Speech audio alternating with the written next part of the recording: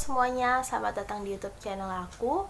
Kali ini aku tidak akan membahas mengenai musik ataupun cover lagu, tapi di sini aku akan sharing apa yang aku alamin beberapa hari ini sampai aku yang tadinya mau upload video jadi nggak upload video. Oke, jadi tepatnya hari Minggu kemarin tanggal 31 Mei itu aku kelaparan banget nih ceritanya, karena aku tuh dari kecil sampai umur sekarang ini 22 tahun ini aku senang banget sama yang namanya telur asin. Jadi minggu pagi tuh aku kelaparan, aku tuh nunggu GoFood temenku karena aku nitip makanan yang aku seneng kan dari dulu di rumah lama, tapi belum dateng nih karena juga infonya kan pagi, jadi aku nggak mungkin nanya karena mungkin masih ada kesibukan atau apa, jadi aku ya nggak nanya lah, udah sampai mana atau jam berapa dan sebagaimananya. Dan di dapur itu masih ada telur asin, jadi aku mencoba untuk dibagi dua kan untuk melihat itu masih bagus atau enggak, karena aku rasa kayaknya jaraknya sekitar udah ada 5 hari, jadi kayak supaya konfirmasi lagi. Nah biasa tuh kalau soal makanan itu aku konfirmasi ke mama gitu kan, kebetulan mama juga ada di dapur. Karena mama ada di dapur, tanyalah, "Ma, ini kira-kira masih enak gak ya?" Soalnya aku tuh udah kayak curiga gitu, karena di dalamnya itu ada yang udah berubah warna dan ada yang warna merah. Jadi kayak udah setengah hati gitu loh mau makan, tapi lapar banget. Aku tuh kayak belum nafsu lihat pisang atau apa tuh belum, bahkan mungkin buat yang lain itu aku juga belum nafsu, karena aku juga punya asam lambung kan, jadi aku gak begitu memberanikan diri untuk makan mie di pagi hari karena takutnya nanti bisa muntah dan sebagainya, karena itu pernah terjadi di kos-kosan. Terus ya udah, akhirnya waktu pas kelihatan mama tuh juga takut, akhirnya mama sempat ngerasain dikit di bagian kuningnya dan masih bilang kalau itu enak. Jadi ya karena aku juga belum mencium bau apa-apa dari telur itu, dan aku pikir merah itu adalah kayak capnya yang di luar itu, capnya telur asin, dan masih menganggap kalau itu enak. Jadi ya udah, akhirnya aku makan semuanya, bener-bener itu makan semuanya. Tapi beberapa jam kemudian setelah si GoFood yang dari temenku ini datang, ya aku langsung sarapan. Dan dari aku makan telur asin sampai aku sarapan, terus aku minum kopi, habis itu nggak ada keluhan apa-apa, jadi kayak masih normal, aku masih bisa ke atas, masih bisa happy-happy. Tapi ya itu apa namanya, karena mungkin itu pas banget tanggalan menstruasi, jadi hawanya agak ngantuk, terus badan aku capek banget. Aku tuh memutuskan untuk ikut misa online sekitar jam 11 lewat TVRI. Lalu ya udah, akhirnya aku siap-siap, lalu jam 11 itu aku udah standby, setengah 11-an aku udah standby di depan TV untuk ngikuti misa, karena aku beranggapan kalau aku tuh seperti misa di gereja, jadi aku nggak pernah telat gitu untuk ikut misa online, dan setidaknya ya udah siap sekitar paling cepet banget itu setengah jam sebelum misanya. Nah pertengahan misa itu aku sakit perut banget kan, akhirnya aku ke toilet. Oh, aku ternyata mau BAB. Ini maaf ya ceritanya agak-agak jijik gitu, tapi ya memang ini yang aku alamin. Jadi mungkin nanti kalau misalnya nonton ini pas lagi makan, ya lebih baik jangan pas makan lah, karena ini sharingnya ceritanya penyakitnya soal yang mungkin kalau yang nggak biasa akan ngerasa jijik. Akhirnya BAB kan, tapi kok nggak biasa gitu karena mencretnya nggak bener lah. Terus balik lagi pakai minyak dan segala macam. Wah, makin melilit, makin jadi. Akhirnya balik, muntah lah. Keluar semua yang kumakan pagi hari. Berulang kali. Terus muntah terus, muntah. Sekitar keempat baru aku bareng muntahnya sama BAB-nya. Jadi bener-bener bareng.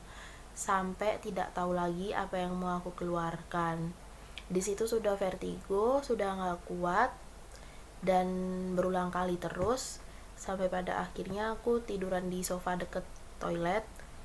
Itu aku juga bokernya di situ, BAB-nya di situ, terus muntahnya juga di situ. Aku terus-terusan sampai keluar asam lambung yang ada di tubuhku, dan aku baru tahu ya warnanya asam lambung di tubuhku tuh warna apa.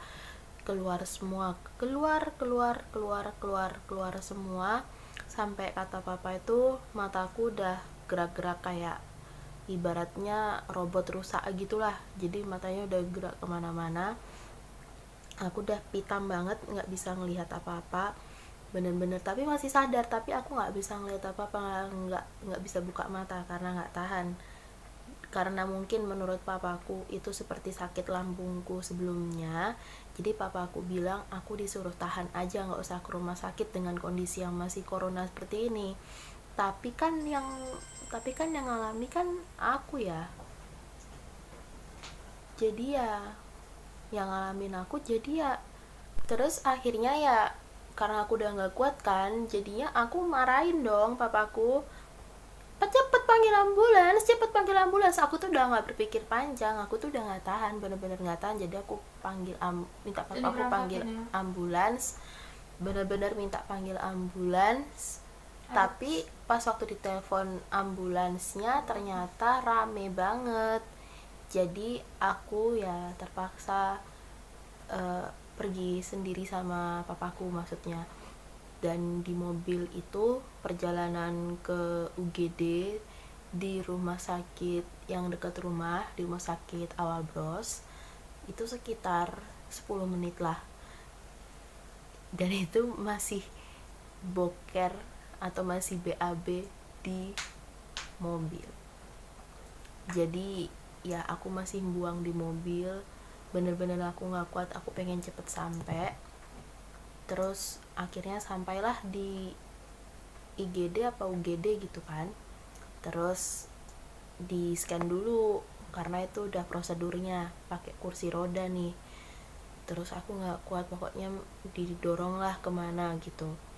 Akhirnya di papa, terus tiduran di kasurnya itu. Aku nggak bisa ngeliat apa-apa, bener-bener nggak bisa ngeliat apa-apa. Semua orang termasuk tim medis dan juga mamaku, karena yang jaga harus satu orang kan dari keluarga. Itu semua orang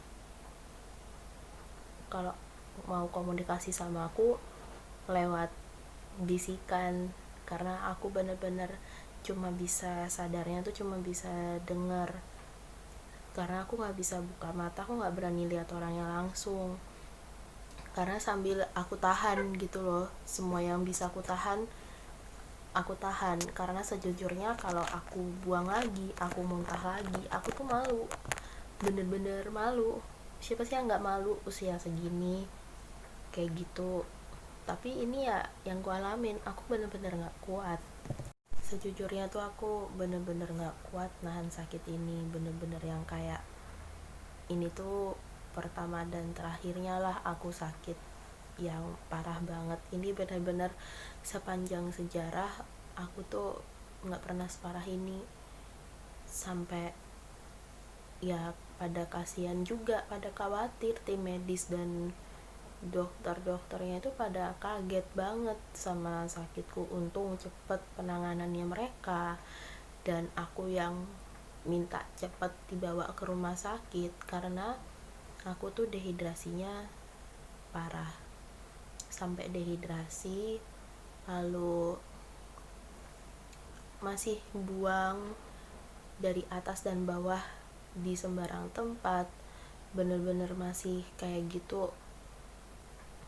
Walaupun sudah diinfus kanan kiri, tetap masih buang. Sampai aku pada akhirnya ya pakai pampers itu di kamar tersebut, maksudnya di kasur tersebut, dan udah fix pasti opnam karena dehidrasinya sudah sangat parah. Terus juga aku udah kanan kiri nih diinfus, yang ini disuntik terus bagian kiri, sementara yang kanan ini fokus buat cairan tubuh yang benar-benar alirannya sangat kenceng banget. Sampai pada akhirnya karena dehidrasinya parah dan aku dimasukin cairan banyak banget, itu ya bisa dibilang hipotermia. Hipotermianya gimana? Ya kejang, terus kedinginan yang sangat parah, suhu tubuhnya turun jadi 35 kalau nggak salah. Terus ternyata dilihat sama suster-susternya, kuku aku itu udah biru. Mungkin nanti bisa aku sertakan beberapa foto yang sempet mamaku foto waktu aku lagi parah-parahnya, karena aku benar-benar nggak pegang HP. Termasuk pacarku juga yang kasih kabar itu mamaku, terus dibisikin kalau aku itu nggak usah khawatir karena pacarku udah dikabarin sama mamaku. Tapi ya gitu, pokoknya semua komunikasinya lewat bisikan, dan aku bener-bener nggak bisa, nangis pun nggak bisa, aku nggak kuat. Terus papa juga nggak tega kan ngeliatnya, jadi yang jagain tuh mama terus. Akhirnya ditanganin terus sama dokter, sama susternya, cepet tanggap. Sampai pada, karena tuh rame kan, bener-bener rame rumah sakitnya, sampai pada akhirnya dapat kamar untuk opnam. Di situ aku masih belum bisa melek banget lah, karena waktu pas di scan itu kan sempet di scan itu kondisinya juga masih yang merasakan kejang-kejang, tapi yang hampir menurun hipotermia. Boy, bener-bener parah banget sih. Setelah ada selang hampir 1 jam kan periksa suhu lagi, pokoknya suhu sama tensi itu terus menerus dicek. Suhunya melonjak jadi demam tinggi.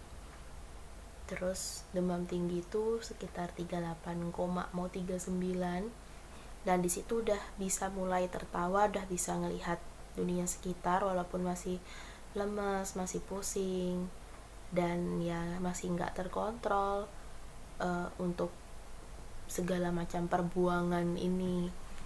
Terus nggak selera makan, dan selama 1 hari itu aku ngerasa mulutku tuh rasanya ya telur asin semua, karena ternyata fix itu keracunan telur asin. Tapi hasil scan yang pas hari itu, hasil scannya ternyata normal semua, bagus organ tubuhku, cuma memang di pencernaanku banyak sekali infeksinya, dan leukosit aku tuh tinggi banget, sampai pada akhirnya bisa pencernaannya parah, segitu parahnya sampai dehidrasi. Plus karena lagi mau mens juga, karena pas malamnya itu aku mens, terus akhirnya kan melukai sampai iritasi sampai berdarah kan semua pembuangannya itu. Terus akhirnya karena untungnya normal tapi leukositnya tinggi, mereka fokusnya di dua yaitu dehidrasi dan organ pencernaan aku. Karena aku juga asam lambungnya tinggi, jadi bener-bener itu sih yang bikin jadi titik lemah juga. Parah banget hari itu, termasuk pacar aku juga nggak tega ngelihatnya.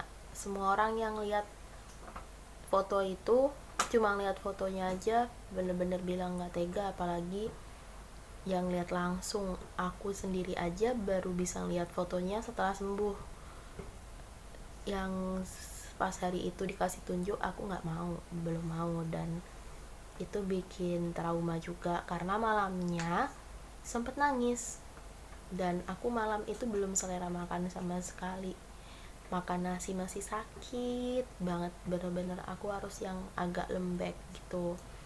Terus minum itu juga waktu itu masih tolak-tolak, akhirnya pelan-pelan minum, nggak bisa langsung yang kayak sekarang glek-glek-glek. Ini pun sekarang juga masih harus pelan-pelan, tapi nggak bisa yang langsung glek-glek-glek-glek. Main HP juga nggak bisa sekarang juga, kadang sedikit-sedikit ya dikasih tidur. Termasuk udah pemulihan ini juga begitu. Akhirnya ya hari kedua itu masih diare yang tidak terkontrol. Terus karena bareng sama mens jadi nyerinya luar biasa. Akhirnya puji Tuhannya semakin berkurang intensitas untuk buang air besar, sehingga karena dokternya juga maksudnya bagus ya, jadi memang kerjasama antara badanku, aku, dan tim medis itu bener-bener bagus banget. Semuanya bagus, daya tahan tubuh aku masih bagus banget, sampai yang parah itu juga aku salut sih sama daya tahan tubuhku. Kalau orang lain mungkin udah pingsan ya, tapi aku bener-bener ya ampun, di situ aku cuma bisa berdoa sih. Dan ya pada akhirnya sesuai dengan apa ya namanya, yang dokter mau, dan ketepatan waktunya tepat. Jadi benar-benar hari ketiga penanganan diare dan keracunan ini aku udah bisa pulang ke rumah kemarin sore jam 4. Jadi dengan segala jerih payah dan perjuangan aku untuk melawan sakit yang sebenarnya penyebabnya lucu dan sepele tapi ternyata dampaknya besar, ini ya bisa jadi pengalaman kalau apapun makanannya, kalau udah berubah warna jangan pernah dimakan. Dan kalau sudah kadaluarsa jangan dimakan. Walaupun hari itu kadaluarsanya, ya hari itu jangan dimakan, karena kita nggak tahu, ternyata bisa saja bakterinya sudah menyebar walaupun titiknya tuh di satu itu. Terus juga apa-apa sekarang cuci tangan. Terus kalau yang punya asam lambung ya lebih sering dijagalah pola makannya, karena kalau sudah menjaga aja bisa kambuh, apalagi yang kita belum menjaga. Terus juga kurangi kebiasaan yang buruk dan perbanyak kebiasaan yang baik.